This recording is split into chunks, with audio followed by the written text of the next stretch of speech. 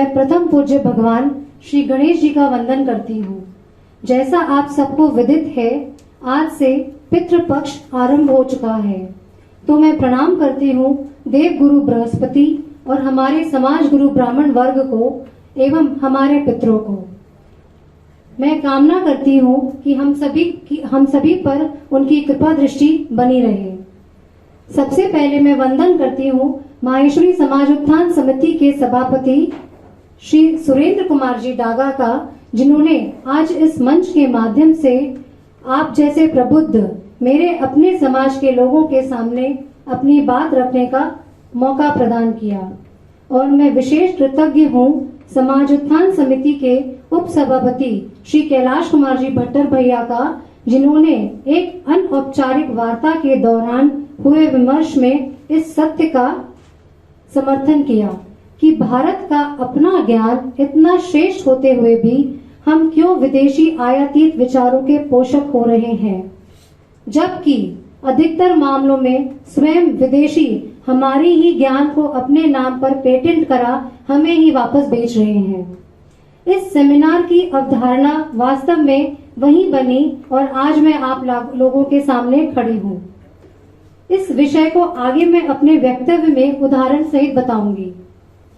मैं अपना वक्तव्य आरंभ करने के पहले परम आदरणीय माहेश्वरी सभा के सभापति और समाज सेवी श्री बुलाकी दास जी मेमानी, सभा के उप सभापति श्री अशोक जी द्वारकानी और श्री सुरेंद्र जी मुंदड़ा को नमन करती हूँ। इस कार्यक्रम में उपस्थित होकर इस विषय की गंभीरता को समझने वाले और इसे अपना समर्थन देने वाले और इस पर और जानकारी लेने के इच्छुक इस कार्यक्रम के सबसे महत्वपूर्ण अंग आप प्रबुद्ध श्रोतागणों को मेरा नमन। आज हम यहाँ पर ज्योतिष एवं वास्तु पर चर्चा करने के लिए इकट्ठे हुए हैं। आप में से कुछ लोगों को ज्योतिष का प्रारंभिक ज्ञान अवश्य होगा, लेकिन जिन्हें नहीं पता उन्हें कुंडली से अवगत कराते हैं। यह काल पुरुष कुंडली है। इसमें 12 राशियां एवं 12 घर, हर एक की अपनी विशेषता है। पहला घर मेष राशि, हम स्वयं। दूसरा घर वृष राशि, हमारा कुटुंब एवं हमारा धन भाव। तीसरा घर मिथुन राशि, हमारे भाई बहन एवं पराक्रम। चौथा घर कर्क राशि, हमारा घर एवं हमारा सुख स्थान। पांचवा घर सिंह राशि, हमारी विद्या एवं हमारी संतान। छठा घर कन्या राशि, रोग ऋण एवं शत्रु।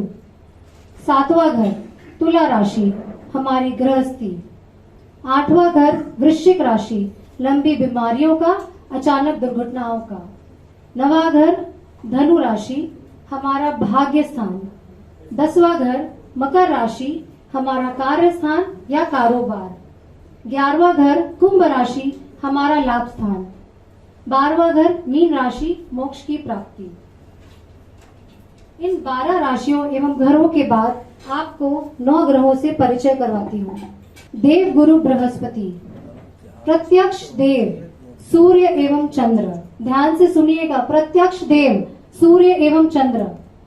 वैभवी शुक्र, पराक्रमी मंगल, न्यायाधीश शनि, छाया ग्रह राहु एवं केतु। ये सभी ग्रह ब्रह्मांड में स्थापित हैं और ऊर्जा के स्तोत्र हैं। इनकी ऊर्जा हमें प्रभावित करती है। पुराणों में लिखा है, यत् पिंडे तत् ब्रह्मांडे, अर्थात जो शरीर में है वही ब्रह्मांड में है। इसे आप ऐसे समझें कि हमारा शरीर एवं ब्रह्मांड 5 तत्वों से निर्मित है। अग्नि, जल, पृथ्वी, वायु और आकाश। वैसे तो ज्योतिष एवं वास्तु बहुत ही गंभीर एवं जटिल विषय है, परंतु हमारे ऋषि मुनियों ने इसे बहुत ही सरल बनाकर हमारे सभ्यता, संस्कृति, परंपरा, रीति रिवाजों एवं जीवन शैली से जोड़ दिया था। हमारे पूर्वजों ने इसे अपनाकर एक संतुलित जीवन व्यतीत किया। आज के इस व्यस्त जीवन शैली में खोकर हम कई समस्याओं का सामना कर रहे हैं, क्योंकि हमने वो जागरूकता खो दी है कि इन ऊर्जाओं के साथ तालमेल में कैसे रहा जाए। अगर आप जीवन के तालमेल में आ जाएं, तो सब कुछ काफी बेहतर हो सकता है। ज्योतिष हमारे व्यवहार एवं आचरण में था। ज्योतिष हमारे व्यवहार एवं आचरण में था। आज चिकित्सा का विषय बन गया है। मैंने हमारी परंपराओं में ज्योतिष एवं वास्तु के गूढ़ रहस्यों को पाया है। जैसा कि हम सब जानते हैं कि गोस्वामी तुलसीदास जी ने रामचरितमानस के माध्यम से सरलता पूर्वक रामायण को घर घर पहुंचाया है। उन्हीं की प्रेरणा से आज इस मंच के माध्यम से मेरा प्रयास है कि मैं ज्योतिष को सरल दोहों के माध्यम से आप तक पहुंचाऊं। राम राम जय राजा राम, राम राम जय सीता राम। ब्रह्म मुहूर्त में रोज उठे जो कोई, ब्रह्म मुहूर्त में रोज उठे जो कोई, जो जो मांगे पाए सोई सोई। ब्रह्म मुहूर्त का समय सूर्य उदय के 96 मिनट पहले यानी कि 1 घंटे 36 मिनट पहले शुरू होता है एवं सूर्य उदय के 48 मिनट बाद तक रहता है। ज्योतिष की दृष्टि में ये समय केतु ग्रह का होता है। केतु हमारी इच्छाओं की पूर्ति का कारक ग्रह है। जिंदगी की ऊंचाइयां एवं शिखर तक पहुंचाने वाला ग्रह है। इस समय पर हम जिस चीज पर अपना ध्यान लगाते हैं वो हमें कई गुना बढ़कर प्राप्त होती है। जब हम इस समय में अपना फोकस पाठ पूजा, जप साधना, पढ़ाई या किसी भी चीज पर लगाते हैं तो केतु ग्रह का मिलन बृहस्पति के साथ होता है। ज्योतिष के सूत्रों के अनुसार केतु जब बृहस्पति के साथ मिलता है तो उच्च फलदायी हो जाता है, असंभव भी संभव हो जाता है। अब तो पाश्चात्य जगत ने भी हमारे पौराणिक रहस्य को जान लिया है और अपनाकर इसका लाभ उठा रहे हैं। राम राम जय राजा राम, राम राम जय सीता राम। रोज सवेरे सूरज को जो देवे जल, रोज सवेरे सूरज को जो देवे जल, सेहत और शोहरत का वो पावे फल। सूर्य हमारे जीवन में सेहत और तरक्की का कारक है। नेम, फेम, रिकॉग्निशन भी मनुष्य को सूर्य ग्रह की शुभ अवस्था में रहने से ही प्राप्त होती है। आकाश में जब अंधेरा कायम रहता है तो उसमें प्रकाश का परचम उगता हुआ सूर्य ही लहराता है। सूर्य ग्रह कभी भी वक्रीय नहीं होता है, यानी कि उल्टी चाल नहीं चलता है, सिर्फ आगे ही चलना जानता है। जो मनुष्य रोज सुबह सूरज जी को अर्घ देता है, उन्हें अपने अनुकूल करता है, वो अपने जीवन पर आगे ही बढ़ता है। राम राम जय राजा राम, राम राम जय सीता राम। रोज सुबह तिलक लगाना, रोज सुबह तिलक लगाना अपने तेज और पराक्रम को बढ़ाना। तिलक लगाना हिंदू होने का प्रतीक माना गया है। हमारे पूर्वजों ने तिलक को इतना महत्व दिया क्योंकि वो जानते थे तिलक लगाने से हमारे मस्तिष्क में स्थित आज्ञा चक्र जागृत होता है। आज्ञा चक्र के जागृत होने से विशेष ऊर्जा की प्राप्ति होती है। हम अगर इस ऊर्जा का ठीक से प्रयोजन कर लें तो असाधारण सफलता भी आसानी से मिल जाती है। ये कुंडली का दूसरा भाव है जो हमारे सबकॉन्शियस माइंड और कॉन्शियस माइंड के बीच में कनेक्शन बनाता है। पद्म पुराण में अंकित है तिलक की महत्ता। केसर का तिलक लगाने से अर्थ की प्राप्ति होती है, फाइनेंस की प्राप्ति होती है। कुमकुम का तिलक धर्म की स्थापना के लिए लगाया जाता है। चंदन का तिलक कर्म की प्राप्ति के लिए लगाया जाता है एवं भस्म का तिलक मोक्ष की प्राप्ति के लिए लगाया जाता है। राम राम जय राजा राम, राम राम जय सीता राम। आराधना करे जो कुल देवी की, आराधना करे जो कुल देवी की, सुखी हो दाम्पत्य और संतान उसकी। हम सब राजस्थान से आए और इस कलकत्ता नगरी में बस गए। हमने खूब तरक्की की। हमारे कुल देवी के आशीर्वाद से हम खूब फूले फले। वो हमारी जड़ें थी जिनसे आज हमने रिश्ता तोड़ सा दिया है।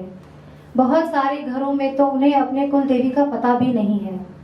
कुल देवी ज्योतिष की दृष्टि से बुध ग्रह से संबंधित है और जैसा मैंने आपको पहले बताया, बुध ग्रह सर्वशक्तिमान है। मैंने ज्योतिष की दृष्टि में बुध ग्रह को गठबंधन का कारक भी देखा है। सुखी गृहस्थी गठबंधन के लिए हमको इनकी आराधना करनी चाहिए। राम राम जय राजा राम, राम राम जय सीता राम। माँ के पैर को छूकर जो ले आशीर्वाद, माँ के पैर को छूकर जो ले आशीर्वाद, होए धन की वर्षा और बढ़े आत्मविश्वास।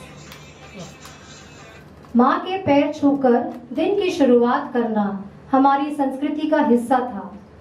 ज्योतिष की दृष्टि में माँ साक्षात चंद्र ग्रह का रूप है और हमारी कुंडली का चौथा भाव भी, जो कि हमें कैश फ्लो और कैश लिक्विडिटी को बताता है।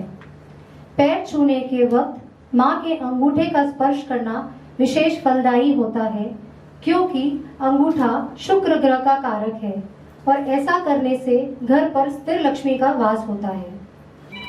राम राम जय राजा राम, राम राम जय सीता राम। गाय को जो देवे रोटी, गाय को जो देवे रोटी, पाए सुख संपत्ति और सुखी दंपत्ति।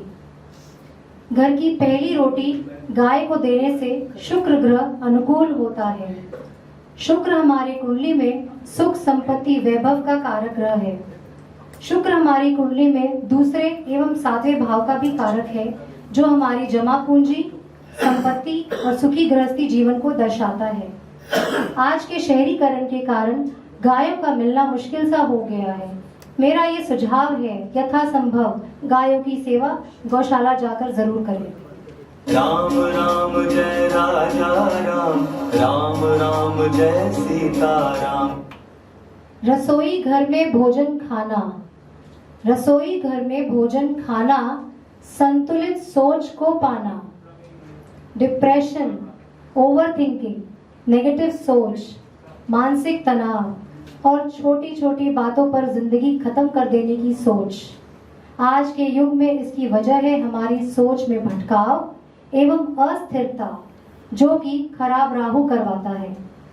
राहु ग्रह हाथी से संबंधित है, जिसे दिशा दिखाने के लिए एक महावत की जरूरत होती है, ठीक वैसे ही जैसे हमें अंधेरे में रोशनी की जरूरत होती है।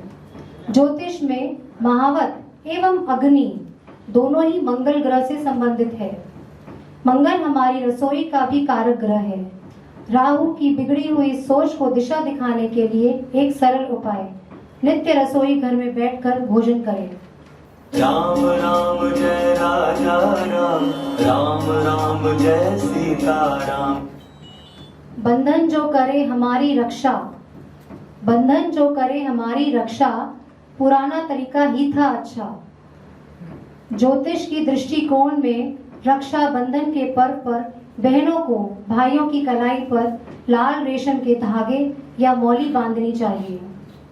हस्तरेखा में हथेली के बाहर की जगह को राहु केतु की जगह बताई गई है। मौली या लाल रेशमी धागा चंद्र, मंगल और बृहस्पति ग्रह का कारक है, जिसको कलाई पर बांधने से पाप ग्रह राहु केतु शांत रहते हैं। सुबह सवेरे बहनें जब भाइयों को तिलक लगाकर राखी बांधती है तो यह मंगल कवच बन जाता है, परंतु आज का तिलक सुबह की जगह शाम को लगने लगा है और राखियां भी डिजाइनर हो रही है। राम राम जय राजा राम, राम राम जय सीता राम। नाक कान छेदन हुआ बंद जब से, नाक कान छेदन हुआ बंद जब से, संतान उत्पत्ति में मुश्किलें आई तब से। ज्योतिष की दृष्टि में नाक और अथवा कान छेदन को बुध ग्रह का महा उपाय बतलाया गया है। बुध हमारे शरीर में नाड़ियों को दर्शाता है। नाक एवं कान छिदवाने से हमारे रिप्रोडक्टिव सिस्टम की नाड़ियां ठीक रहती हैं, जिसकी वजह से चाइल्ड बर्थ में सहायता मिलती है। ये बढ़ता हुआ IVF का चलन एक चिंताजनक विषय है। मेरा विशेष अनुरोध है कि IVF का सहारा लेने के पहले अपनी परंपराओं पर भरोसा करके जरूर देखें। राम राम जय राजा राम, राम राम जय सीता राम। पाश्चात्य संस्कृति को जब से अपनाया, पाश्चात्य संस्कृति को जब से अपनाया, गृहस्थ जीवन में तनाव ही पाया। स्त्री के श्रृंगार में भी छिपा है ज्योतिष का रहस्य। स्त्री का सिंदूर लगाना सिर्फ उसके विवाहित होने का ही सूचक नहीं है। सिंदूर मंगल ग्रह का प्रतीक है और सिर का ऊपरी भाग जिस पर हम सिंदूर करते हैं वह राहु ग्रह से संबंधित है। मंगल का कार्य है जोड़े रखना, लेकिन राहु का काम है छल करना। जब हम राहु पर मंगल का आधिपत्य कायम रखते हैं तो राहु शांत रहता है। अनकंट्रोल्ड राहु रिश्तों में दूरियां पैदा करता है, मिसअंडरस्टैंडिंग्स क्रिएट करता है। जैसे जैसे सिंदूर का चलन कम होता जा रहा है, डिवोर्स केसेस भी बढ़ते जा रहे हैं। पायल बिछिया, जिसे हम ओल्ड फैशन समझते हैं, वो चंद्रमा ग्रह का कारक है एवं पैर केतु ग्रह से संबंधित है। चंद्रमा अथवा पायल बिछिया के सानिध्य में केतु यानी हमारे पैर भटक नहीं पाते हैं। राम राम जय राजा राम, राम राम जय सीता राम।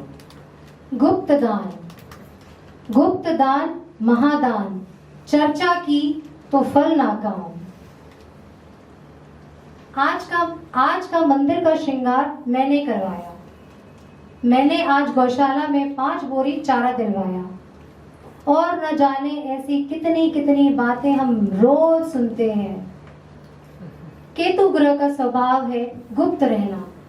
केतु हमारी कुंडली में छठे भाव का कारक है एवं वो नीच अवस्था में है। वहां पर छठा भाव रोग, ऋण एवं शत्रु का कारक है। जब हम गुप्त रूप से दान धर्म करते हैं तो वो हमें रोग, ऋण एवं शत्रु से मुक्त करने में सहायक होते हैं। इसके विपरीत जब हम अपने कर्मों का बखान करते हैं तो बृहस्पति यानी दान धर्म का फल भी क्षीण हो जाता है। हमारे बड़े कहते थे दाएं से दो तो बाएं को पता न चले। करेक्ट, बहुत सुंदर। राम राम जय राजा राम, राम राम जय सीता राम। परिजन के मृत्यु पर मुंडन, परिजन के मृत्यु पर मुंडन कायम करता है पुनः जीवन। परिवार में मृत्यु हो जाए तो केश देने की प्रथा चली आ रही है। शनि ग्रह मृत्यु का कारक है। केश देने से शनि ग्रह को शांति मिलती है। शनि के निमित्त केश देकर शिखा रखी जाती है। शिखा बृहस्पति ग्रह का कारक है। बृहस्पति जीवन को दर्शाता है। शिखा रखना मृत्यु के वातावरण को शांत कर जीवन की पुनः स्थापना करता है। शनि वैराग्य को भी दर्शाता है। घर में गमी होने के बाद वैराग्य का माहौल बन जाता है। उस समय हमें ब्रह्मचर्य को अपनाना चाहिए। जीवन के पुनः आगमन में ब्रह्मचर्य का पालन करते वक्त हमें अपनी सोच से, वाणी से, आचार से संयमित रह के मृत परिजन के लिए प्रार्थना करनी चाहिए। राम राम जय राजा राम, राम राम जय सीता राम। पितरों को जो देवे जल, पितरों को जो देवे जल, दीर्घायु का पाए फल। पितरों को तर्पण अथवा जल देने से चंद्रमा हमारे कुंडली के अष्टम भाव का फल शुभ कर देता है तथा दीर्घायु का वरदान प्राप्त होता है। लंबी बीमारी का भय नहीं रहता है। लोग मुझे कई बार पूछते हैं कि तर्पण आज की जीवन व्यवस्था में संभव नहीं हो पा रहा है तो क्या करें। मेरा विचार अनुसार पशु पक्षियों के लिए जल की व्यवस्था करें और श्रद्धा अनुसार प्याऊ की व्यवस्था करें। राम राम जय राजा राम, राम राम जय सीता राम। श्राद्ध में खीर का भोग लगाएं। श्राद्ध में खीर का भोग लगाएं। पितरों को करे प्रसन्न, उनकी कृपा पाएं। हमारे पितृ बृहस्पति ग्रह के कारक हैं। बृहस्पति हमारी कुंडली में 5 घर का आधिपत्य रखता है। दूसरा भाव आपका कुटुंब, आपका परिवार एवं आपका धन भाव। 5वां भाव आपकी विद्या, ज्ञान एवं संतान का। 9वां भाव आपके भाग्य एवं पिता पक्ष का। 11वां भाव आपकी आमदनी एवं लाभ भाव। 12वां भाव आपकी शैया सुख और आपकी नींद का। खीर दूध, चावल, चीनी से निर्मित है। दूध और चावल चंद्रमा ग्रह एवं चीनी मंगल ग्रह का कारक है। इनके मिलने से चंद्र मंगल योग की स्थापना होती है। चंद्र मंगल योग महाभाग्य योग भी कहलाता है। जब हम पितरों के खीर अर्पित करते हैं तो चंद्र मंगल बृहस्पति का मेल हो जाता है, जो हमें फाइनेंशियल सक्सेस देता है। वास्तु पर चर्चा शुरू करें तो वास्तु हमारी सभ्यता या सिविलाइजेशन को दर्शाता है। कौन सी चीज कहाँ रखी जाए जिससे उस क्षेत्र को अपनी सही प्राकृतिक ऊर्जा प्राप्त हो, यही तालमेल वास्तु कहलाती है। मैं आपको वास्तु के कुछ बेसिक नियम बताना चाहती हूँ। राम राम जय राजा राम, राम राम जय सीता राम। दहलीज का होना होता है अच्छा, दहलीज का होना होता है अच्छा, लक्ष्मण रेखा की तरह करे वो रक्षा। घर के वास्तु में सबसे जरूरी बात होती है दहलीज या थरकन का होना। दहलीज घर की लक्ष्मण रेखा होती है जो नकारात्मक ऊर्जा को घर में प्रवेश करने से रोकती है। आज दहलीज का प्रचलन दिन प्रतिदिन उठता जा रहा है। इसके ना होने से हमारे कुंडली का 12वां भाव पीड़ित होता है, जो कि अत्यधिक खर्चे, बीमारियां, घरेलू झगड़े और नींद की कमी का कारण बनता है। दहलीज कायम करें और इसमें भी विशेषकर लकड़ी की दहलीज अति उत्तम होती है। लकड़ी शनि ग्रह का कारक है और नित्य दहलीज की पूजा करने से शनि ग्रह शुभ फलदायी हो जाता है। राम राम जय राजा राम, राम राम जय सीता राम। ईशान कोण में मंदिर हो जहाँ, ईशान कोण में मंदिर हो जहाँ, अपार धन संपत्ति का योग बने वहाँ। मंदिर की स्थापना ईशान कोण में होनी चाहिए। यह हमारे घर की नॉर्थ ईस्ट डायरेक्शन या उत्तर पूर्व दिशा होती है। ये हमारे कुंडली का 4था भाव होता है जो चंद्रमा का होता है। चंद्रमा हमारे मन का कारक है। जब हम यहाँ पर मंदिर की स्थापना करते हैं तो बृहस्पति हमारा मंदिर 4थे भाव में स्थित होके उच्च का फल देने लगता है। बृहस्पति 4थे भाव में अपार धन संपत्ति का योग बनाता है। वास्तु पुरुष के अनुसार ये उनके मस्तिष्क की जगह है। जब हम यहाँ पर मंदिर का निर्माण करते हैं तो हमें यह ध्यान रखना चाहिए कि घर का मंदिर छोटा हो एवं साफ सुथरा हो। वास्तु पुरुष के मस्तक पर ज्यादा भार न पड़े। राम राम जय राजा राम, राम राम जय सीता राम। समय समय पर हवन हो जहाँ, समय समय पर हवन हो जहाँ, सकारात्मकता का प्रवाह हो वहाँ। हवन करवाने से मंगल की ऊर्जा पैदा होती है। मंगल वह अग्नि है जो राहु के विषाणु को जला के राख कर देती है। घर पर किसी भी तरह की बला, नजर दोष, ऊपरी फेर, कलह कलेश हवन करवाने से ठीक हो जाती है। पहले के समय में धार्मिक अनुष्ठानों के माध्यम से हर घर पर हवन होते रहते थे और घर की ऊर्जा स्वच्छ रहती थी। मेरा अनुरोध है कि ब्राह्मण देवता के सहयोग से हवन यज्ञ आदि का प्रचलन को फिर से कायम करें। राम राम जय राजा राम, राम राम जय सीता राम। शयन कक्ष में अधिक रोशनी जब आए, शयन कक्ष में अधिक रोशनी जब आए, वैवाहिक जीवन में मुश्किलें छा जाए। आपका शयन कक्ष या बेडरूम शुक्र ग्रह का कारक है एवं सूर्य की रोशनी सूर्य एवं मंगल ग्रह से संबंधित है। जिस तरह अत्यधिक धूप या गर्मी में खेती अर्थात शुक्र ग्रह जल जाता है, ठीक उसी प्रकार सूर्य का अत्यधिक प्रभाव आपके वैवाहिक जीवन को खराब कर देता है। सूर्य की ऊर्जा संतुलित मात्रा में आपको रोशन करती है, लेकिन जरूरत से ज्यादा हो तो वो अहंकार का रूप लेकर रिश्तों को जला भी देती है। राम राम जय राजा राम, राम राम जय सीता राम। पुराना सोना संजो के रखना, पुराना सोना संजो के रखना, जो टूट जाए तो तुरंत बदलना। सोने में बृहस्पति ग्रह का वास होता है। सोना जितना पुराना होता है उतना ही आपका बृहस्पति स्ट्रॉन्ग होता है। बृहस्पति आपकी ग्रोथ और एक्सपेंशन का कारक ग्रह है। आज के फैशन वर्ल्ड में हम अपने पूर्वजों के आशीर्वाद को, उनके दिए हुए पुराने सोने को बेचकर अपना बृहस्पति ग्रह खुद ही नष्ट कर रहे हैं। परंतु यदि वह सोना टूट जाए तो वह उसे बढ़ोतरी के साथ बदल लेना चाहिए।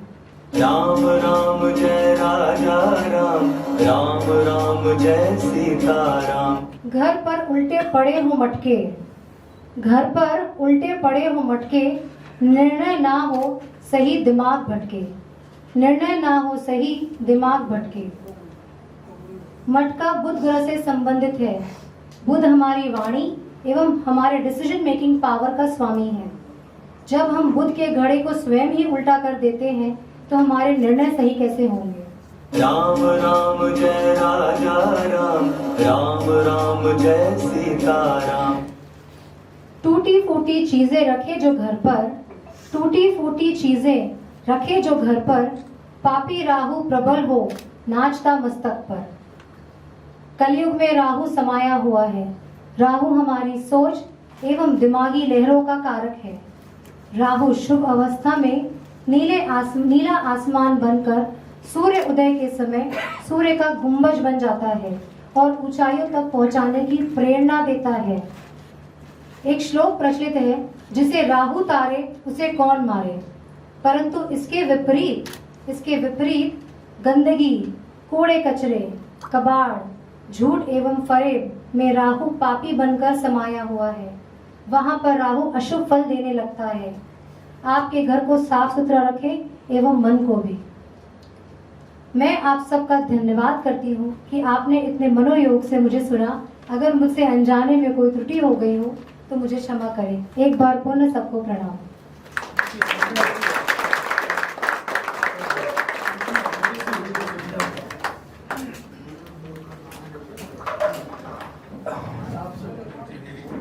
मैं उप मंत्री राजेश जी से निवेदन करूंगा कि कृपया वो कार्यकारिणी के स्वागत समिति के सदस्यों से कहे कि चाय की व्यवस्था कर दें। पहली मुलाकात के अंदर में यूं ही बातें चल रही थी और मेरी भी रुचि है हमारे पूरे ज्ञान के ऊपर, तो श्वेता जी ने मुझे बताया था, वो मैं साझा करना चाहता हूँ। हम जानते हैं कि बिजली का आविष्कार माइकल फैराडे ने आज से 200 साल पहले किया था। श्वेता ने मुझे एक अचंभित करने वाली जानकारी बताई। वो ये थे कि महर्षि अगस्त, जो राजा दशरथ के राजगुरु थे, इनकी गणना सप्त ऋषियों में की जाती है। महर्षि अगस्त को मंत्र दृष्टा ऋषि कहा जाता है क्योंकि उन्होंने अपने तपस्या काल में उन मंत्रों की शक्ति को प्रत्यक्ष देखा था। ऋग्वेद के अनेक मंत्र इनके द्वारा द्रष्टव्य हैं। महर्षि अगस्त को पुलस्त्य ऋषि का पुत्र माना जाता है। उनके भाई का नाम विश्रवा था, जो रावण के पिता थे। पुलस्त्य ऋषि ब्रह्मा के पुत्र थे। ये बताने का मकसद है कि कितनी पुरानी बात की जा रही है, ये आप कल्पना कीजिए। महर्षि अगस्त ने अगस्त संहिता की रचना की। अगस्त संहिता में महर्षि लिखते हैं, मेरी संस्कृत बहुत अच्छी नहीं होगी, फिर भी मैं कोशिश करना चाहूंगा।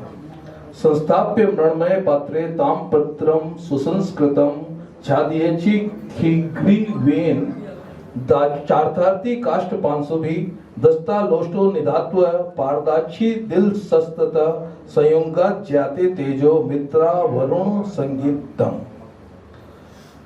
यह अगस्त संहिता का एक श्लोक है। इसका अर्थ है संस्थाप्य मृण्मय पात्रे। एक मिट्टी का पात्र ले, ध्यान से सुनिएगा, एक मिट्टी का पात्र ले। ताम्र पत्रम सुसंस्कृतम, उसके अंदर में ताम्र पत्र यानी कॉपर शीट डालें। छायदेच्छी खीगी रेन, शिखी ग्रीवा। शिखी ग्रीवा संस्कृत में एक शब्द है जिसका अर्थ होता है कॉपर सल्फेट।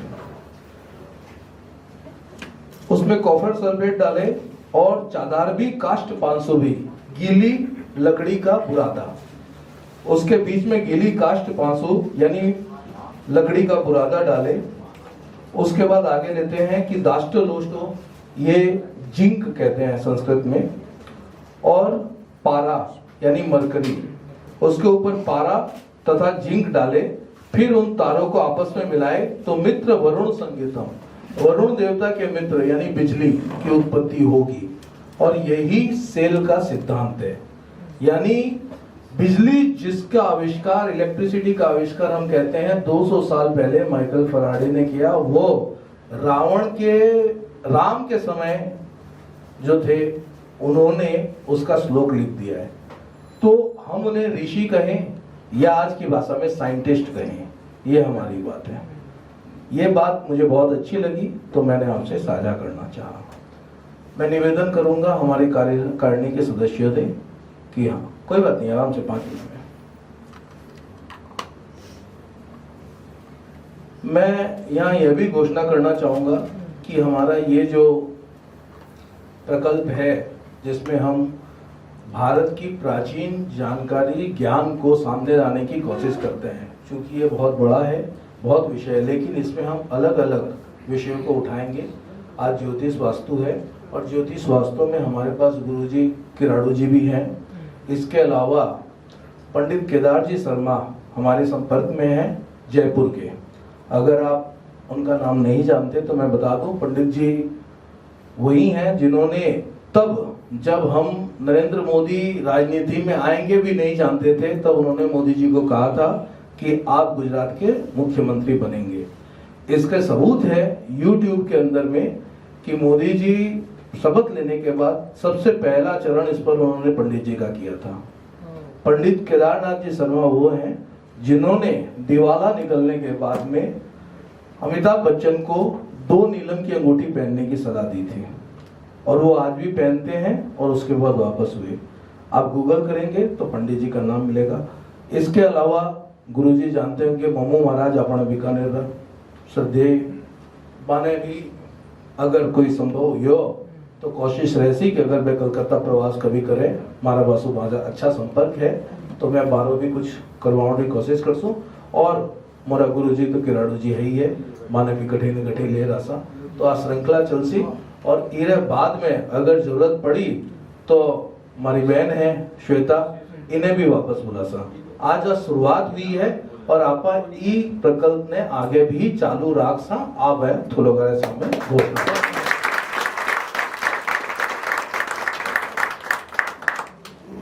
कुछ कह रहे हैं, ठीक है। तो मंत्री ने हमें बताया है कि राजेश जी राठी काका जी नाम लिया था, उन्होंने समिति के सामने यह इच्छा प्रकाश की है कि समिति के साथ मिलके वो ज्योतिष और वास्तु सिखाने की चालू करेंगे और हम इसे एक समाजोत्थान का ही विषय मानते हैं। तो हम इसके अलावा पवन जी क्वाला, हम लोग कोलकाता आईकास चैप्टर 2। आप आइए, आगे आइए, कोई बात नहीं, आइए माइक पे बोलिए। माइक पे बोलिए। हाँ, एक और प्रोड्यूस था ना, हाँ, थोड़ा थोड़ा आपको ना दब जाइए जगह पे। हमारा संस्थान Indian council of astrology science Chennai से जुड़ा हुआ है, हम लोग वहाँ रजिस्टर्ड है और हम लोग ज्योतिष अभी ऑलरेडी सिखा रहे हैं कोलकाता चैप्टर 2 में, ऑनलाइन और ऑफलाइन वास्तु भी सिखा रहे हैं, प्रवीणा 1 प्रवीणा 2 और ज्योतिष विशारद और आचार्य दोनों सिखा रहे हैं। इसका ज्योतिष का कोर्स 2 साल का है, ज्योतिष प्रवीण 1 ज्योतिष प्रवीण 2 विशारद 1 विशारद 2। कोई भी अगर सीखना चाहे तो मेरा नंबर दिया गया है यहाँ पर, आप मेरे को कांटेक्ट कर सकते हैं। ये ऑफलाइन और ऑनलाइन दोनों होती है। हमारा सेंटर एक तो श्याम बाजार में है और एक तो ग्रीसपाल में ब्लाइंड स्कूल के ऊपर में फर्स्ट फ्लोर में सिखाते हैं। किसी को कोई भी कुंडली और कोई भी विशेष जानकारी चाहिए या दिखाना चाहता है तो हम लोग फ्री कंसल्टेशन भी करते हैं ब्लाइंड स्कूल के ऊपर संडे को 2 बजे के बाद।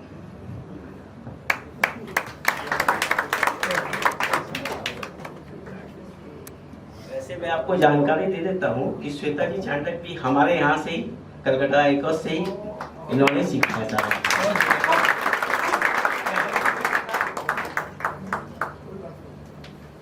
जैसा कि आप लोगों ने सुना, अगर कोई भाई इच्छुक हो, हमारी तो कोशिश रहेगी कि अपने इस ज्ञान को हम ज़्यादा से ज़्यादा लोगों तक पहुंचाए और इसके लिए अभी भी मैं समझता हूँ कि हमारे देश पर इतने आक्रमण होने के बावजूद भी अगर हमारा धर्म बचा हुआ है आज, तो इसके लिए हम ब्राह्मण वर्ग और पंडित जी जैसे तमाम बाधाओं के बावजूद, डच, मुगल और तुर्क, कहाँ उज्बेकिस्तान से कौन आए, अंग्रेज आए, इन सब के बावजूद अगर धर्म बचा हुआ है, भगवान कृष्ण ने कहा था कि धर्मो रक्षित रक्षक, अगर हम धर्म की रक्षा करेंगे तो धर्म हमारी रक्षा करेगा।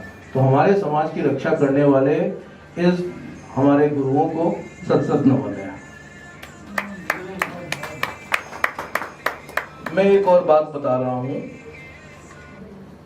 ये भी अगस्त संहिता की है। पहले महर्षि अगस्त ने बिजली का आविष्कार किया और ये उपलब्ध है। ये उस ज्ञान के नष्ट हो जाने के बाद बची हुई चंद पुस्तकों में उपलब्ध है, जिसकी हम तुलना कर रहे हैं। अब आप सोचिए कि हमारा ज्ञान कितना था कि जब बख्तियार खिलजी ने हमारे नालंदा विश्वविद्यालय को जलाया तो कहते हैं 3 महीने तक आग जलती रही, तो कितनी किताबें होंगी वहां पे। और हमारी सरकारों ने क्या किया, उन्होंने बख्तियारपुर रेलवे स्टेशन बना दिया। हमें विधिवत रूप से यह बताया गया है कि आप मूर्ख हैं और हमने उसको स्वीकार करते चले गए। हमें बताया गया है कि आप लोग को तो कुछ नहीं आता, आप तो क्या आदिवासी हैं, जंगलों में रहते थे, सड़कों पे सांप पकड़ते थे, सारा ज्ञान तो अंग्रेजों के पास था। जबकि अंग्रेजों के लिखित ये पत्र अभी भी मौजूद है कि जब अंग्रेजी शिक्षा का यहाँ चलन हुआ था, उससे पहले मैकाले ने रिसर्च की थी और उसमें उन्होंने लिख के बताया कि जब तक, गुरुजी आपका विशेष ध्यान चाहिए, उन्होंने लिख के बताया कि जब तक इस देश से गुरुकुल व्यवस्था खत्म नहीं होगी तब तक हम इस देश को नहीं जीत सकते। और जब अंग्रेजों की पहली स्कूल बनी थी तब हमारे देश में 7,32,000 गुरुकुल थे। कानून बना के इसे नष्ट किया गया और उसके बाद आजादी के बाद हमारी सरकारों ने क्या किया, गुरुकुल आज भी प्रतिबंधित है और मदरसे चल रहे हैं, क्रिश्चियन स्कूल, मिशनरी स्कूल्स चल रही है। और हमारी दशा देखिए कि हम गर्व से कहते हैं कि हमारा तो सेंट जेवियर, सेंट जेम्स और पता नहीं कौन कौन से सेंट। तो ये जो अपने संस्कारों, हमें अपने संस्कारों से दूर करने का षड्यंत्र किया गया, हम उससे वापस अपनी जड़ों की ओर लौटना चाहते हैं। और महेश्वरी समाजोत्थान समिति का जो प्रकल्प है समाज के उत्थान का, उसके तहत हमारा यह प्रयास रहेगा। अगस्त संहिता का एक और श्लोक पढ़ रहा हूं। अन्य जल भगोस्ति प्राणो दानेषु वायुषु एवं सतानाम कुंभा संयोग कार्य कृत स्मत्। मैं इसका अर्थ बताता हूं। 100 कुंभों, कुंभ मीन्स मिट्टी के बर्तन, जैसा कि पहले बताया गया था, कॉपर सल्फेट, कॉपर और जिंक को मिला के उनके तारों को मिलाए, यानी कि एक बैटरी हो गई वो। वैसी 100 बैटरी उपरोक्त प्रकार से बने तथा श्रृंखला में जोड़े गए, एक से दूसरे को तारों से जोड़ते हुए 100 बैटरी या 100 कुंभ, मिट्टी के घड़े कुंभ को 100 बैटरी को जोड़ के उसकी शक्ति का पानी पर प्रयोग करेंगे। ये महर्षि अगस्त लिख रहे हैं भगवान राम के जमाने में।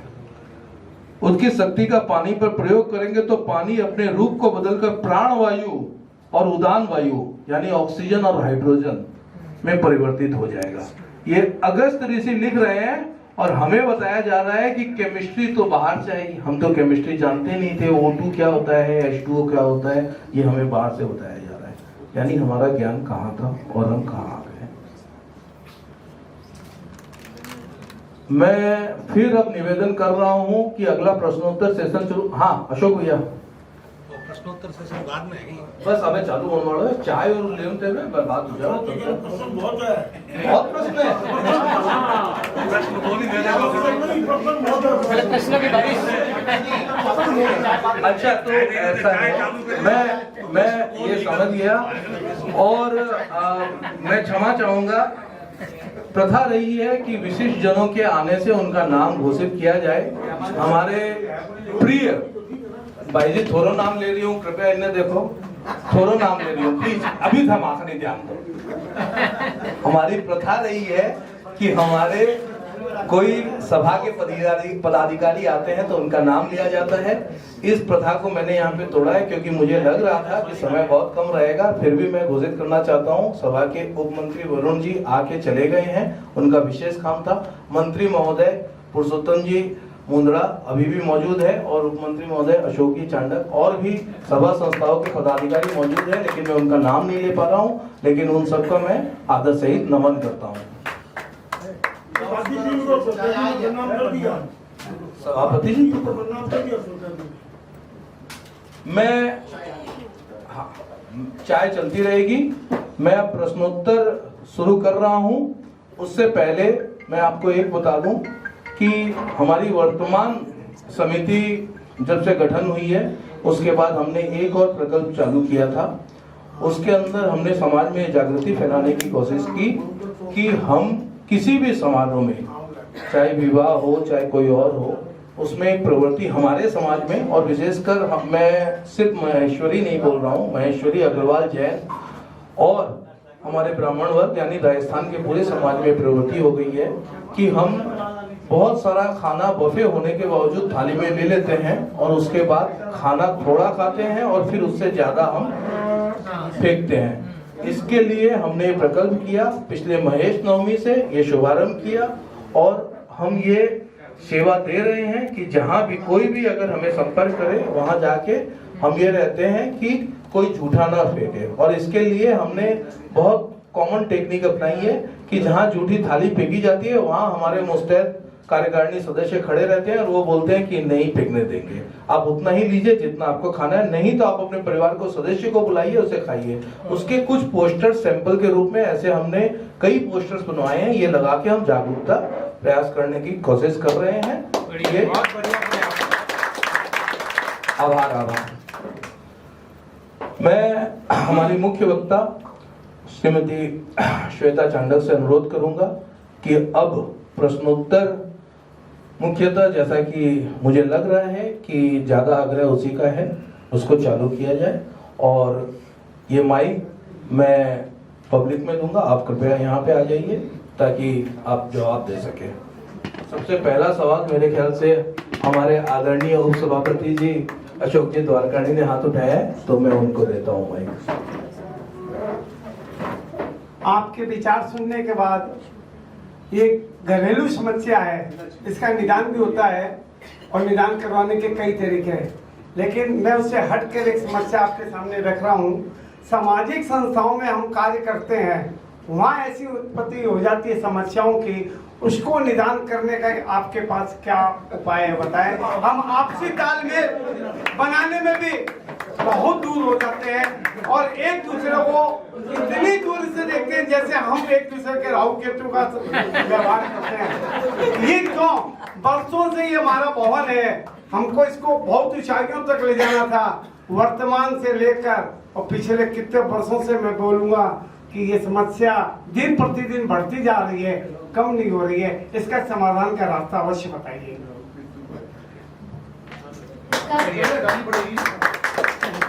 बहुत बढ़िया प्रश्न। इसका कारण भी राहुल ही है। ऐसा क्यों होता है कि इसमें सूर्य, जैसे कि मैंने बेडरूम वाले आपको पोस्ट में भी दिखाया था, हम जब भी सूर्य का अत्यधिक तेज अपने ऊपर ले लेते हैं ना, तो हम सामने वाले की बात सुनना नहीं चाहते। सूर्य राजा था, आपको पता ही होगा, सूर्य राजा था तो वो राजा की तरह ही बात करता है, वो सबको लेके चलना चाहता है। लेकिन जब सूर्य में वो गुण आ जाता है कि मैं ही हूँ खराब सूर्य, जो अहंकार को जनता है, जिसका जन्म अहंकार के साथ होता है, बड़े बड़े साम्राज्य भी डूब गए अहंकार के साथ में। तो इसका कारण सिर्फ यही है कि अगर आप लोग मैं को छोड़ के हम की तरफ चलेंगे तो ही आगे बढ़ सकेगा हमारा समाज। और इसका कारण ये भी है कि हम जब सूर्य को अर्घ देते हैं, पहले हमारे घरों में रोज हम छोटे छोटे थे तो हमें सिखाया जाता था कि सूरज जी को अर्घ दो, उगते सूरज को। हम आज के समय सूरज को तब अर्घ देते हैं जब हम उगते हैं, सूरज के उगने के समय पे अर्घ कोई नहीं देता है। और फिर इसमें एक और खास बात है, अगर ज्योतिष के रहस्य से देखा जाए तो सूर्य जब उगता है ना और जब वो नीला आसमान आता है, मैं बहुत बेसिक तरह की बातें कर रही हूँ क्योंकि सब्जेक्ट को और समझाना चाहती हूँ। जो वो नीला आसमान जो आता है ना सूर्य के आने से, वो भी राहु ही है। और बिना सोच के कभी कोई राजा रोज राजा नहीं बन सकता है। और राहु हमारी सोच का कारक है। उगते हुए सूर्य को अर्घ दीजिए, हर कोई दे, जो जहाँ पर है। साल भर बाद मुझे मिलिएगा, उससे जरूर आगे बढ़ेंगे, जरूर।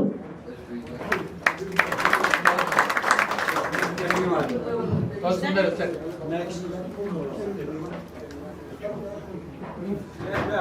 हाँ भाई, अगला प्रश्न। जो कोई अगला प्रश्न करना चाहे कृपया हाथ उठाए।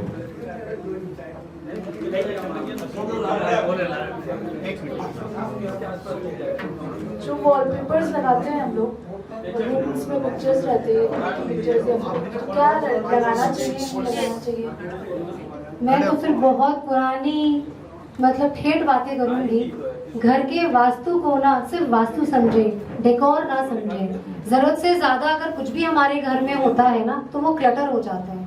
And everything has an energy.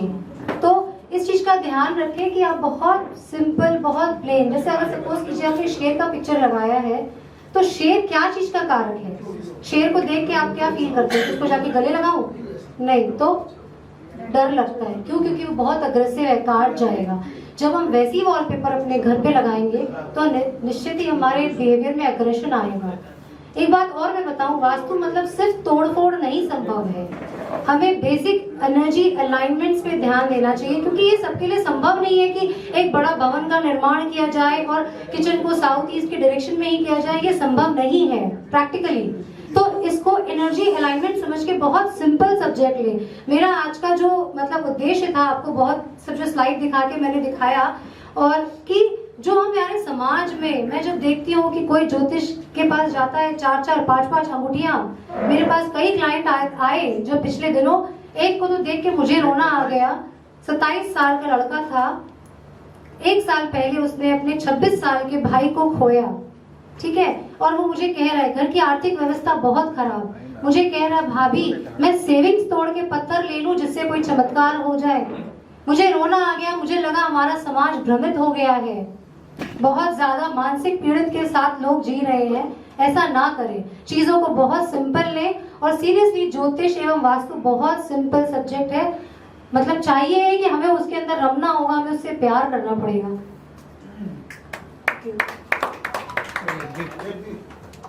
इस संदर्भ में एक बात मैं बताऊं कि मैंने एक मेरा बिल्डिंग प्रमोशन का काम है और मैं एक बंगाली प्रमोटर को देखता हूं, उनके 10 अंगुलियों में 10 अंगूठियां रहती है। मतलब समझ में नहीं आता है कि कौन सा ग्रह छोड़ा उन्होंने। 9 ही तो ग्रह होते हैं, 10वां भी ले आते हैं। और किसी भाई को कोई प्रश्न पूछना हो? हेलो, हाँ आवाज साउथ वेस्ट में यदि ऑफिस में बाथरूम है तो वो सही है कि गलत है।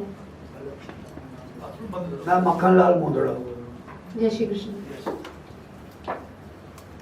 साउथ वेस्ट डायरेक्शन पहले तो होता क्या है हम ये समझे। हाँ जी, नैऋत्य। माइक एक बार मंगला जी को दीजिए। नैऋत्य कोण, ठीक है। और अगर हम कुंडली की दृष्टि से देखते हैं ना उसको, ठीक है, तो वो हमारी कुंडली का 7वां भाव है। 7वां भाव जो होता है हमारे व्यापार का या हमारे गृहस्थ जीवन का होता है। और वहां पर अगर हमने बाथरूम स्थापित कर दिया, बाथरूम जो है वो राहु का होता है। और राहु 7वें में जब आता है ना तो वो 7वें भाव को नष्ट कर देता है। इसका क्या उपाय है? इसका उपाय तो देखिए, वैसे चंद्रमा को पोषण किया जाता है क्योंकि राहु के भूचाल को चंद्रमा ही शांत करता है। तो वहाँ पर चांदी का तार वगैरह लगा के हम उसको कंट्रोल कर सकते हैं। दिल्ली में लगाएं कि ऊपर लगाएं? नहीं, नीचे।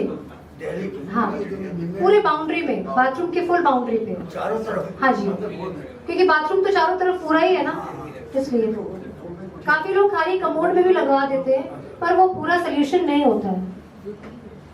ऑफिस का अगर कॉर्नर ईस्ट साउथ यदि बड़ा हुआ है तो उसको क्या करना है? अब इसको बड़े हुए को तो हम तार लगा के, मतलब एक्सटेंशन को तार लगा के हम शॉर्ट कर सकते हैं।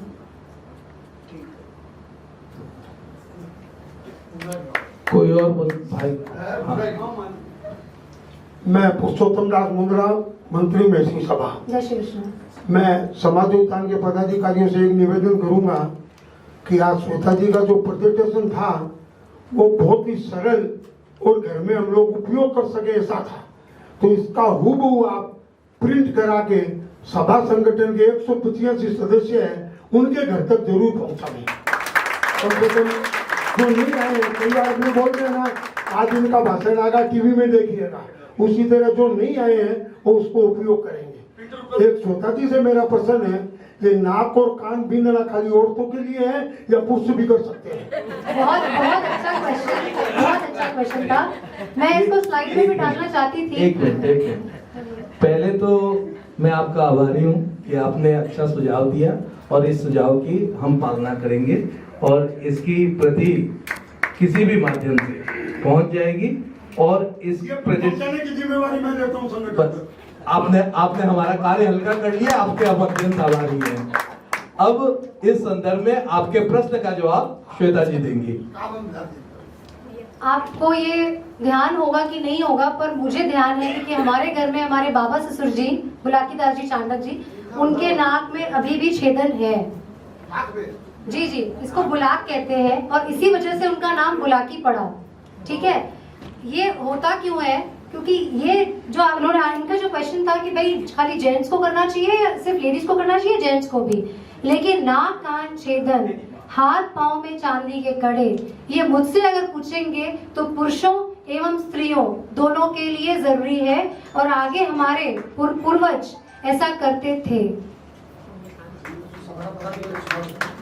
और वैसे मैं बताऊं, आज भी बहुत लोग फैशन के चक्कर में कान छिदवाते हैं जेंट्स लोग, लेकिन उसमें एक गलती जो होती है वो उसमें हीरा पहनते हैं, इसमें सोना पहनना चाहिए।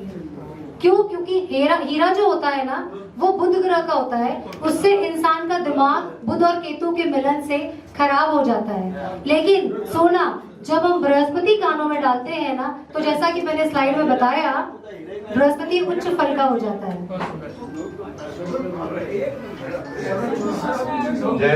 जय श्री कृष्ण। अशोक चांडक, सभा मंत्री। मैं पूछना चाहता हूँ कि वास्तु में फर्स्ट बेस्ट, सेकंड बेस्ट ऐसा भी कुछ होता है क्या, कि हम लोगों को समझाया जाता है कि ये इस जगह होना चाहिए, अगर यहाँ नहीं है तो उसकी जगह सेकंड बेस्ट ये है, ऐसा भी कुछ होता है प्रावधान? मैंने 3-4 पद्धतियां पढ़ ली वास्तु की, उसमें से एक है आपका वैदिक वास्तु जो राजेश राठी जी ने बताया, आईकास से मैंने किया था। उसके बाद मैंने महावास्तु का भी अध्ययन किया और उसके बाद फिर मैंने पौराणिक जो हमारे रीति रिवाज चल रहे हैं उसको मैंने देखा। और मैं पहले सोची, हमारे जब हम छोटे में बड़ा बाजार के घरों में रहते थे तो हमारे घरों में वास्तु को देखा नहीं जाता था। हम अपने कार्यकल्प से अपने घर का माहौल इतना अच्छा कर देते थे कि वास्तु का चयन इतना जरूरी नहीं पड़ता था। और इसमें फर्स्ट बेस्ट, सेकंड बेस्ट ऐसा कुछ भी नहीं होता है, जो होता है वो होता है। और जैसे अभी मैंने उनको बताया कि तार लगा के आप उसको कर सकते हो, वो सेकेंडरी ऑप्शन होता है, बट पहला तो जो है वो अपना असर जरूर देगा। मैं यहाँ हूँ तो मैं अपना असर जरूर दूंगी, भले ही आप मेरे चारों तरफ तार लगा भी देते हो। ये बोलते हैं कि वो मतलब यहाँ नहीं हो सकता है, अगर कई जगह संभव नहीं होता है, तो आप इसकी जगह ये जगह फर्स्ट बेस्ट है, ये सेकंड है, ये वो दुकानदारी वाली बात हो गई, वो यहाँ नहीं चलेगी। अच्छा, एक चीज और थी कि ये कोई घर में अगर बोलते हैं नॉर्थ ईस्ट बढ़ा हुआ हो तो अच्छा होता है, ऐसा अच्छा होता है। धन्यवाद। बहुत बहुत आभार उप मंत्री जी का। निवेदन है कि कृपया शांति और गंभीरता बनाए रखें। महेंद्र जी कोई सवाल पूछे? जय श्री कृष्ण सबको। जय श्री कृष्ण। घर का जो पहले नाम और परिचय। घर का जो मुख्य द्वार, महेंद्र जी पहले नाम और परिचय। नाम और परिचय पहले। महेंद्र मोहता, समाजोत्थान के कार्यकारिणी सदस्य हैं हम। अच्छा, मेरा सवाल ये है कि घर में जो साउथ वेस्ट की जो एंट्री है वो उसका कोई उपाय है वास्तु में? वेस्ट की एंट्री या साउथ की एंट्री, ठीक है, यम का द्वार कहलाती है। मेरे 2 क्लाइंट अभी पिछले महीने एक साउथ की एंट्री और एक साउथ वेस्ट की एंट्री में ऑफिस लिए थे, दोनों ही फंसे पड़े हैं। उसका एक उपाय ये होता है कि हम चारों दीवारी में लोहे की कील ठुकवा दें, ठीक है, बट वो उपाय होता है। वो समाधान पूरी तरह से नहीं होता है। साउथ या साउथ वेस्ट की एंट्री हमें लेनी ही नहीं चाहिए, क्योंकि वो यम का द्वार होता है। प्रॉब्लम्स आती ही आती है, और इनफैक्ट फीमेल्स पे हेल्थ इश्यूज ज्यादा आते हैं। और उसी के साथ में ब्रह्म स्थान के बारे में आप कुछ बताइए। ब्रह्म स्थान को बिल्कुल नहीं छूना चाहिए, वो काल पुरुष का नाड़ी है, ठीक है। और मतलब इसमें ये भी ध्यान रखना चाहिए कि ये ना ही ऊंचा हो ना ही नीचा हो, this should be floor level, पूरा बैलेंस्ड होना चाहिए। और घर की सारी ऊर्जा का स्तोत्र ब्रह्म स्थान ही होता है, जैसे हमारा नाड़ी हमारे शरीर में, नाभि, सॉरी, यानी ब्रह्म स्थान में कोई भी भारी भार नहीं रखना चाहिए, या कोई भी मतलब रूम की दीवार वगैरह भी बिल्कुल नहीं, खाली। ठीक, धन्यवाद। आभार। अगला कोई प्रश्न है? एक भाई इधर पूछना चाहते हैं, नाम और परिचय बताइए अपना। जय श्री कृष्ण, मेरा नाम आशीष सावड़ा है। जय श्री कृष्ण। मैं ये पूछना चाह रहा हूँ कि ये वास्तु के अंदर में जो एक ही फ्लैट एक आदमी के लिए फलदायी हो जाता है और एक आदमी के लिए वो अगेंस्ट में हो जाता है, ये कैसे काम करता है? मैंने बहुत सारे ऐसे एग्जाम्पल देखे हैं। बहुत अच्छा सवाल। तो इसका क्या कारण है? अगर दोस्त होगा तो सबके लिए बराबर होना चाहिए। हाँ जी, आप थोड़ा देख पा रहे हैं क्या? ये मेरा नाम है और इसके नीचे लिखा है astro vastu. What is astro vastu now? कोई भी घर अच्छा या खराब नहीं होता है, ठीक है। मेरी एक्सपर्टीज इसी में है जिसका भी आपने मुझसे सवाल पूछा। हर कुंडली के हिसाब से उसका घर होता है, ठीक है। सपोज कीजिए आपका राहु अगर सेकेंड हाउस में है, आप किचन के लिए जनरली हम साउथ ईस्ट ही बोलते हैं, लेकिन अगर नॉर्थ वेस्ट में आपका किचन आ गया, राहु दूसरे भाव में स्थित, आप जितने भी बड़े करोड़पति हो, 2-4 महीनों में आपका धुआं निकल ही जाएगा। ये है कुंडली अनुसार वास्तु, जो कि बहुत स्पेसिफिक सब्जेक्ट है। अगर ये नहीं करवाते हैं तो ठीक है, कोई मुझे कहता है, जैसे अभी एक रिसेंटली मेरे पास क्लाइंट आए थे, उनका नाम मैं नहीं बताऊंगी, बट उनके लहंगे का काम है और एक्सपोर्ट का काम है। वो पहले सॉल्ट लेक में रहते थे, फिर वो इधर लेक टाउन शिफ्ट किए, and then he came to me, और उन्होंने मुझे बताया कि ऐसा हो गया 6 महीने के अंदर।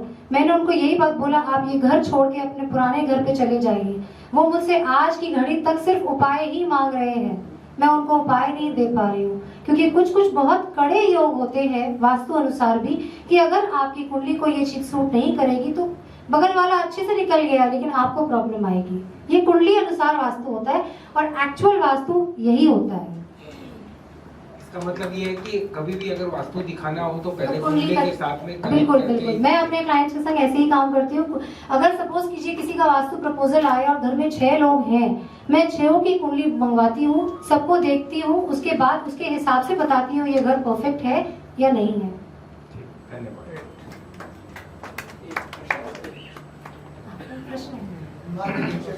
पूछिए मंत्री जी। मनमोहन राठी, जैसे आपने ये बताया था कि बेडरूम में ज्यादा लाइट नहीं आनी चाहिए। मैं बांगुर में रहता हूँ, साउथ तरफ मेरा फ्लैट खुला हुआ है। साउथ तरफ फ्लैट है। मेन द्वार किस डायरेक्शन में है? नॉर्थ में। नॉर्थ में, ओके। हाँ, साउथ बैक साइड में है। तो मेरे दिन भर में हमको लगता है 5-6 घंटे से हम लोग ज्यादा लाइट नहीं चलाते। दो रूम में सनलाइट बहुत अच्छी आती है, सब कुछ आते हैं। 24 घंटा में मेरा फ्लैट में 5-6 घंटा लाइट चलती है। ठीक है। हाँ, तो दोनों रूम में लाइट और सब आती है। सूर्य धरती को किस समय जलाता है? सूर्य धरती को किस समय जलाता है? दोपहर में पर्दा लगाइए घर पे, क्योंकि 12 से 4, या समझ लीजिए अभी गर्मी बहुत पड़ रही तो 11 से 4, ये सूर्य का वो समय है जब वो आप अगर बाहर निकलेंगे तो आपको खुद को परेशानी होगी कि नहीं होगी? वैसे ही वो आपके घर को भी परेशान कर रहा है। उस समय घर को ढक के रखिए। बाद में ठीक है, आप सुबह 10-11 बजे तक की सनलाइट बहुत अच्छी है, उसके बाद की सनलाइट अच्छी नहीं होती है। Thank you.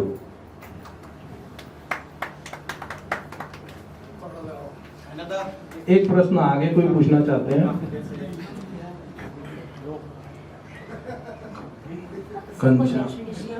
मैं राजता मुंडा, मखन लाल जी मुंडा। मेरा ये क्वेश्चन है कि आज के डेट में हम कभी अगर बाहर जा रहे होते हैं और हमारे हेयर ऑयली है तो हमें ज़रूरी हो जाता है कि हम हेयर वॉश करके जाएं। लेकिन उसमें ये क्वेश्चन आता है कि थर्सडे है हेयर मत वॉश करो, सैटरडे है मत करो, एकादशी है मत करो। तो ऐसा कुछ उससे होता है क्या? हेयर वॉश करने से कुछ प्रॉब्लम है, या अगर है तो कौन कौन सा दिन अवॉइड करना चाहिए? मानो तो भगवान है, नहीं तो पत्थर है। बिल्कुल। देखिए, बृहस्पतिवार एवं अमावस विशेष ध्यान रखना चाहिए कि हम शनि का कार्य नहीं करें। बाल जो है वो हमारे शनि के कारक हैं, और जब शनि गंदगी, जब आप वॉश करते हो ना, तो बालों से क्या निकलता है? गंदगी निकलती है। गंदगी जो है वो राहु का है, जैसे मैंने बताया कबाड़ कचरा है। तो जब शनि और राहु जब मिलते हैं ना, तो ये पापी बन जाते हैं, तो प्रॉब्लम्स क्रिएट होती है। इसी वजह से ऐसा हमारे शास्त्रों में बताया और हम फॉलो भी कर रहे हैं कि भाई थर्सडे को कपड़े मत दो, अमावस है मत दो, आज जैसे अगर घर पर श्राद्ध है तो आप सर मत धो। तो इसके पीछे जरूर बहुत ही गूढ़ रहस्य है, और इसको मानने से फायदा भी होता है। थर्सडे नहीं करना चाहिए। हाँ जी, हाँ जी। विशेष दिन, जिस दिन आपके घर में किसी का श्राद्ध है या वैसा है, नवरात्रों में नहीं करना चाहिए। ये हमारे यहाँ चलन था पहले दाढ़ी का, कि लोग पूरे पूरे नवरात्रे दाढ़ी नहीं कटाते थे, ठीक है। और उसमें भी एक लॉजिक है, उसमें भी शुक्र और शनि मिलते हैं, क्योंकि हमारे जो गाल होते हैं ना वो शुक्र ग्रह से कारक है, और जो हमारी दाढ़ी है वो शनि है। जब शुक्र और शनि का जब मेल होता है ना, तो वो उच्च केतु का फल देता है। उच्च केतु मतलब ऊंचाइयां ही, ठीक है। लेकिन अब आजकल जो है वही सब कटाते ही हैं। एकादशी और शनिवार के दिन नहीं करना चाहिए। हाँ, कर सकते, नहीं कर सकते। शनिवार को आप कर सकते हो, थर्सडे मत करो, एकादशी मत करो, और जिस दिन आपके घर में कोई विशेष मतलब बड़ों का श्राद्ध वगैरह उस दिन मत करो। एक प्रश्न, एक प्रश्न आगे है।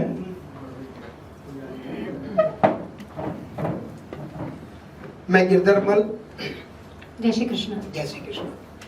क्वेश्चन है, गेट के पीछे कपड़े टांगने चाहिए या नहीं घर में? बिल्कुल टांगने चाहिए। नहीं, जैसा मैंने अभी एक जगह देखा था, वास्तुशास्त्र वाले ही थे, मैसेज भी आया था उनका कि गेट के पीछे टांगने से आर्थिक हानि होती है। कपड़े टांगने से क्या होती है? आर्थिक हानि। नहीं, ऐसा कुछ नहीं।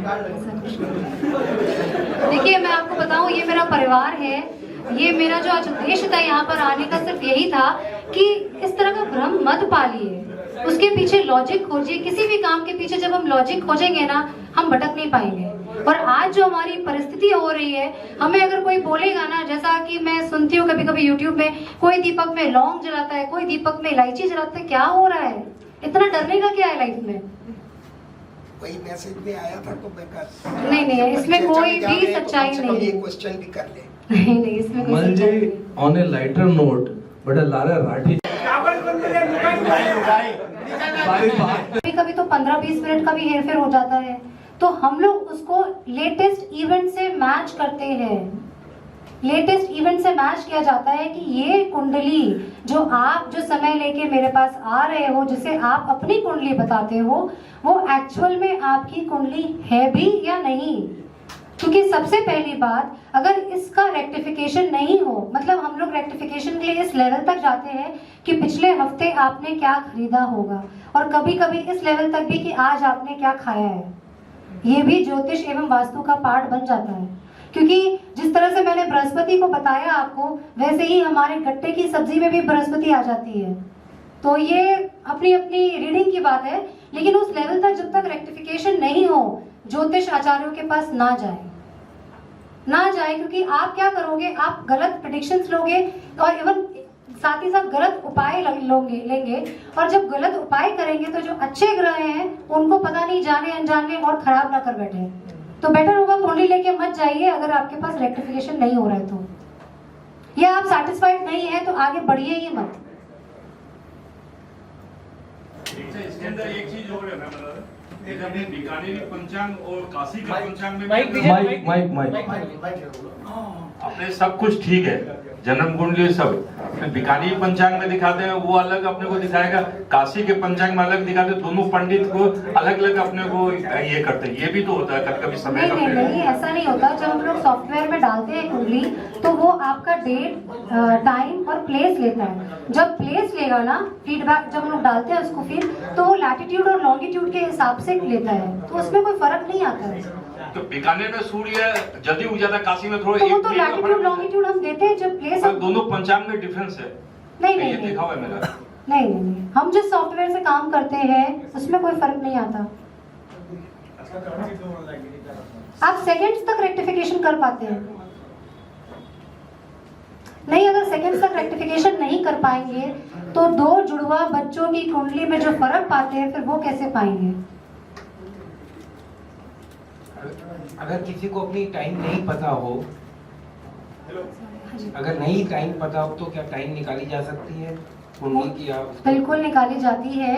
आपको अगर डेट पता होती है तो जैसे दिन भर में जितने लगन आते हैं ना, सारे लगन पे जाके आपसे सवाल पूछे जाएंगे, उसकी दशा निकाल के।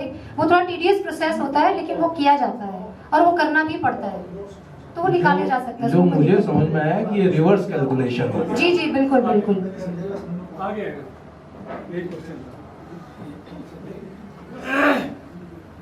अच्छा पिक्चर है, अगर जरूर लगाइए।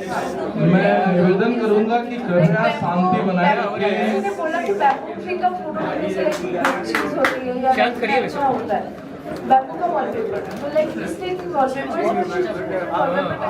बिल्कुल होता है, पीछे से मस्ती में जाते लेकिन बैम्बू अच्छा वॉलपेपर नहीं होता है। जब हमारा अंतिम समय आता है तो हम बैम्बू पर जाते हैं। और बैम्बू को बेसिकली हम लोग अपनी ज्योतिषी भाषा में इसको खाली बुद्ध कहते हैं। खाली बुद्ध मतलब उसमें कोई एनर्जी नहीं रहती है, बल्कि वो उल्टा नेगेटिव रहता है। तो खुद का wallpaper is fine. Yes yes of course, बस फटा हुआ नहीं होना चाहिए कहीं से। जय श्री कृष्ण। जय श्री कृष्ण। मेरी एक जिज्ञासा थी कि अपने जो फ्लैट में एंट्री या घर में एंट्री बोलते हैं, तो कोई बताते हैं अपने जब इंटर कर रहे हैं, कोई बोलते जब निकलते हैं वक्त क्या मुंह रहता है। तो ये थोड़ा कंफ्यूजन है मेरे हिसाब से, मेरे को। तो यदि इसको क्लियर करने के भाई एंट्री को मतलब क्या जाने अपने, कोई बोलते हैं निकलते वक्त आपका चेहरा किधर हो। ये सिर्फ आपको कंफ्यूजन नहीं है। हाँ। ये पूरे मतलब जितने लोग वास्तु वाले आते हैं ना, सबको ये कंफ्यूजन हाँ, होता है कि हमारी नॉर्थ फेसिंग है, हमारी साउथ फेसिंग है। हाँ। नॉर्थ फेसिंग एवं साउथ फेसिंग को आप प्लीज भूल जाएं। फेसिंग को भूल जाएं। घर की 4 दीवारी होती है, जो दीवार जिस डायरेक्शन पे है वही आपके घर की एंट्री का डायरेक्शन है। अगर आप सपोज कीजिए कि जिस दिशा में सूर्य उग रहा है ईस्ट में, और उसी दिशा में आपके घर की एंट्री है, तो आपकी घर की एंट्री ईस्ट दिशा की हुई, इररिस्पेक्टिव ऑफ एनी फेसिंग। ठीक है? राजेश जी जरा आगे आइए।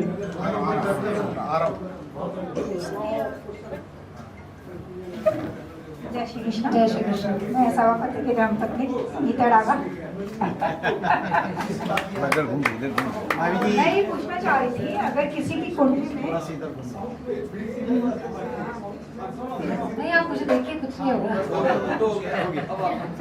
मैं ये पूछना चाह रही थी कि अगर किसी की कुंडली में मांगलिक दोष है तो कितने सालों तक रहता है, वो खत्म भी होता है या चलता ही रहता है? जैसा मैंने बताया, जो दोष रहता है वो रहता ही है, लेकिन 28 सालों तक में, मतलब 28वें वर्ष इसकी विशेष पूजा करवाई जाती है। और उस समय आप अगर इसको पूजा करवाते हैं तो काफी हद तक इससे रिलीफ मिलता है। बट इसकी रेमेडी थोड़ी थोड़ी करके लाइफ टाइम करनी पड़ती है, बट उससे काफी इफेक्ट अच्छा रहता है। और अगर शादी करें तो क्या वो मांगलिक होना जरूरी है? बिल्कुल दोनों का? हाँ जी, हाँ जी, बिल्कुल।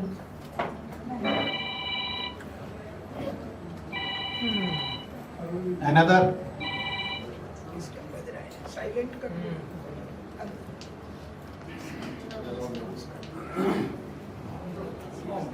घनश्याम सोमानी, समाज उत्थान समिति में कार्यकारिणी में हूँ।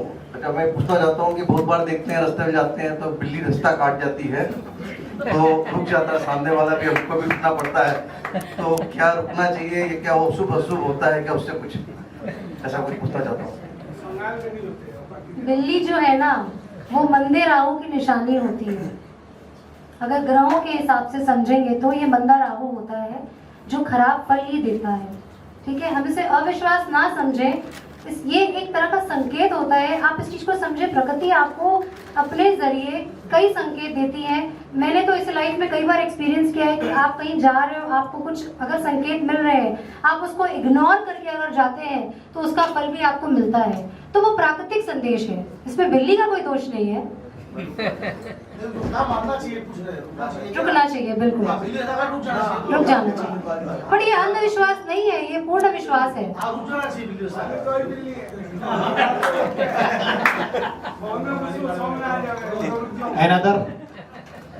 मुझे लगता है कि प्रश्न उत्तर शेष करने का समय आ गया है।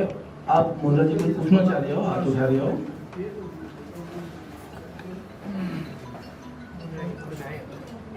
आप 20 साल पहले आया था घर में, मुझे सुनाई नहीं पड़ा। 20 साल पहले हमारे घर में एक जन आए थे, तो वो बताए थे कि आपका ये जो घर है इसमें ये दोष है, इस कारण से आपके छोटी लड़की की सगाई में प्रॉब्लम आएगी, और अभी हम देख रहे हैं वही चीज़ हो रही है, तो इसका कोई निवारण हो सकता है? तो देखना पड़ेगा कि वो दोष क्या है। कटा हुआ क्या तो बताया था कि कोना आपका कटा हुआ है, इस कारण से। मोहन साल जी, पहले ये बात बोली, अगर आप तकलीफ पूरी नहीं बता सकता तो आप अपने कोई डॉक्टर इलाज भी नहीं कर मैप सकते। के समझना बहुत मुश्किल है। अच्छा, इसमें मैप चाहिएगा क्या? कौन सी दिशा कटी हुई है, उसका फल क्या पड़ रहा है?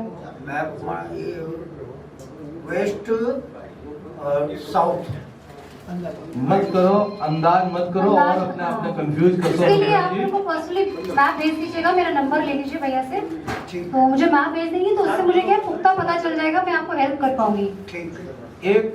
एक और अजब संयोग, नहीं अजब गजब संयोग, हमारा काकी ससुर जी, मैं आशाराम जी बिरनानी, दाऊलाल जी बिरनानी के परिवार में पढ़ने जुड़ा हूँ, हमारा सासुर बिरनानी परिवार है। हमारा काका ससुर जी लड़के रो विवाह कोशिश कर रहा था, उम्र हो जावे, सभी कोई अपनी जगह प्रयास करे, और मैंने मालूम कोनी थी कि बाने कंसल्ट भी श्वेता कर रही है। श्वेता बाने कंसल्ट कर रही थी, बाने समय बतायो, ई पीरियड रे मया सगाई हुसी। अजब गजब संयोग हो यो कि चलते फिरते कठी सु मैं पूग गया सासरे, और कोई मैं बता दी, और समाजोत्थान समिति की तरफ से वो पहली सगाई हुई है, हो चुकी है, लड़का लड़के राख ब्याह हो रहा है। और एक संयोग हुआ यार, बाद मैंने पता चलियो, मैं यही माने बोलियो कि एक मैं लोग भी यहाँ कर रहे हैं, हाँ, और एक सेमिनार, तो मैं बोलिया कौन है, मैं बोले श्वेता चांडक। तो मेरा एक अजीब रिएक्शन आया, बोले मतलब मैं कोई एग्रीगेशन नहीं कर रही हूँ, मैंने जहाँ काका ससुर जी बोले बस जिकी बोल दे नहीं भाई है, कोई भी अलावा दूसरी बात को नहीं। मैं बोले कि चलो ई बार जड़े 12 जी को भी उपाय चल रहे, तो मेरे प्रत्यक्ष रूप से मैं आई गयो सामने पढ़ करके। कोई और प्रश्न किसी का? प्रश्नोत्तर काल को हम यहाँ समाप्त करते हैं। अच्छा, अब क्वेश्चन को नहीं, धन्यवाद पात्र है कि जितना जवाब अपन सबने दिया है बहुत सुंदर और बहुत ही तरीके से दिया, जिसका सब समझ में आया। आज सबसे बड़ी बात है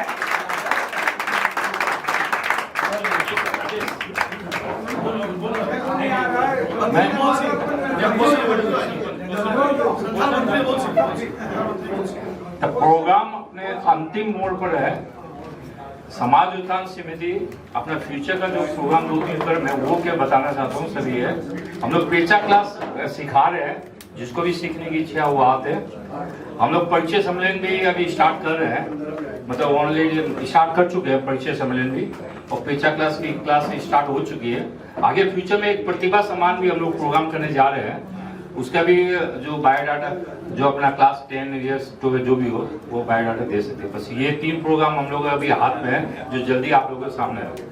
प्रतिभा सम्मान में सिर्फ क्लास 10 नहीं है, क्लास 12, वो सभी क्लास 10 से ऊपर में जो कुछ भी है, जहाँ भी किसी महेश्वरी बच्चे बच्चियों ने, हमारे समाज के बेटों ने अगर कोई अच्छा मार्क्स किया हो, अगर आपके परिचय में कोई हो, तो हमारे मंत्री जी को उनका नाम, उनके पिताजी का नाम और एड्रेस दे, हम उनसे संपर्क करेंगे, और ये प्रोत्साहन होगा हमारे समाज के बच्चों के लिए कि उन्होंने अच्छी पढ़ाई की है, तो समाज उसको रिकॉग्निशन देगा। मैं ये घोषणा करना चाहूंगा इन वाक्य के साथ में, सितारों के आगे जहां और भी है, अभी वक्त के इम्तिहान और भी हैं, हम ये जो प्रकल्प हमने आज चालू किया है, इसको आगे भी करेंगे।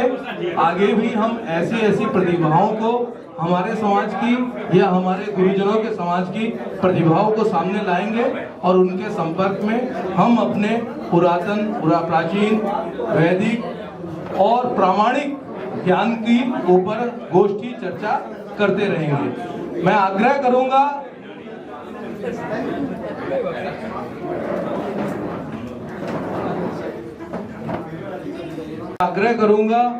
हमारे मंत्री जी ने जैसे घोषणा की, अभी हमने पाक पेचा साफा बांधने की प्रशिक्षण शिविर खोला है।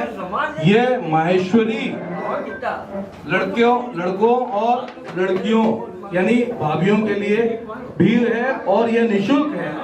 हमारा प्रयास है कि हम राजस्थान की संस्कृति को हमारे समाज में जीवित करें, जो धीरे धीरे लुप्त होती जा रही है, और यह भी समाजोत्थान का ही एक विषय है। इसके अंदर में आदरणीय रामकिशन जी चांडक और किराड़ू जी मुख्य संयोजक है, पंडित शिव कुमार जी किराड़ू। मैं पंडित जी से अनुरोध करूंगा कि वो अपने 2 शब्द आशीर्वचन हमारे बीच कहे, अथवा पंडित जी अरे एक मिनट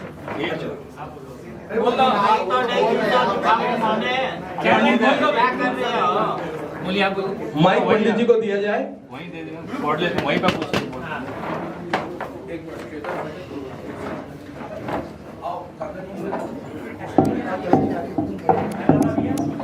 भगवान श्री महेश को प्रणाम करते हुए एक ही कामना करता हूँ, सर्वे भवन्तु सुखिनः, सर्वे सन्तु निरामया, सर्वे भद्राणि पश्यन्तु, माँ कश्चित् दुःखमा भवेत्। सभी सुखी, संपन्न और आरोग्यता से परिपूर्ण रहे और जितने भी समाज के प्रति उत्थान के कार्य हैं उसके अंदर सभी एक दूसरे का सहयोग करके आगे बढ़े और जो भी शिक्षा प्राप्त हो उसका सुफल प्राप्त हो और ऐसा सहयोग बनाएं। और जो अभी सीता जी चांडक ने ज्ञान प्रदान किया और जो दिशा निर्देश दिया उसका परिपालन करते हुए हम अपने जीवन को सुखमय बना सकें, शांतिमय बना सकें और अधिक भ्रम में ना जा करके अपने इष्ट पर, अपने कुल के देवताओं पर, अपनी कुल की देवी पर अपना ध्यान आकर्षित करते हुए निरंतर सत्कर्म करते रहें।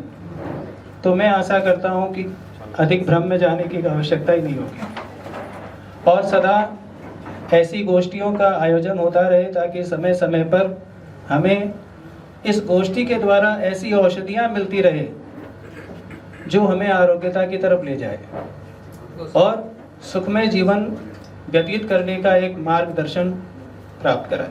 जय महेश। बहुत ही सुंदर। मैं सब उपस्थित गुणीजनों का धन्यवाद अदा करता हूं कि आप आए, आपने इस विषय में रुचि दिखाई, हमारे प्रधान वक्ता श्रीमती चांडक का वक्तव्य सुना और अपने जिज्ञानुसार प्रश्न भी पूछे। भविष्य में भी आपका यह सहयोग हमें मिलता रहेगा। इस कामना के साथ मैं कार्यक्रम समाप्ति की घोषणा करता हूं। धन्यवाद।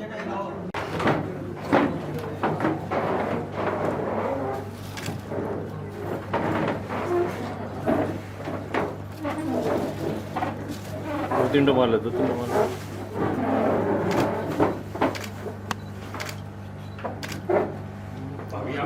एक मिनट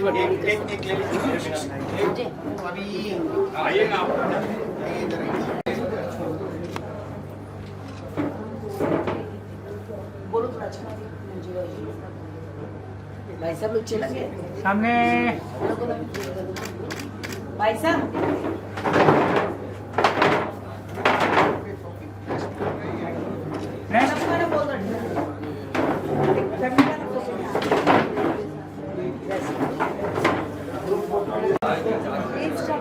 कार्ड